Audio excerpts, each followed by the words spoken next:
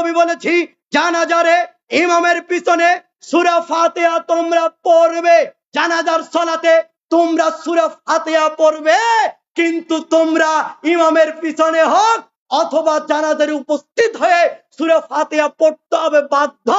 তোমরা যে পড়ছো না, কেন পড়ছো না? কারণ তোমাদের মুহাম্মদ সাল্লাল্লাহু আলাইহি সাল্লামের কথা ভালো লাগে না, তাই তোমরা মাযহাবকে টিকে রাখার জন্য, নিজে বাইতুল মুকাররমের খতিব বইটা টিকে রাখার জন্য, চাকরি টিকে রাখার জন্য তোমরা চুপে সারে তোমরা সূরা ফাতিহা পড়ছো না। তোমরা মাযহাবের অনুসরণ করে হককে ঢেকে রেখে নিজের মতো করে জানাজার পড়াচ্ছ।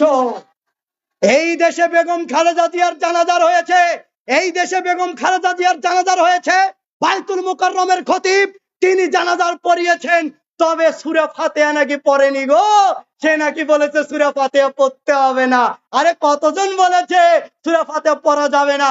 আর আমরা আহলুল হাদিসরা কোরআন এবং সহিহ হাদিস থেকে অসংখ্য সিয়াসিত্তার প্রত্যেকটা কিতাব থেকে আমি ওমর ফারুক বিন সাইফুল্লাহ দলিল পেশ করতে পারবো ইমামের পিছনে সূরা ফাতিহা পড়তেই হবে এবং জানাজার সূরা ফাতিহা পড়তেই হবে ইনশাআল্লাহ।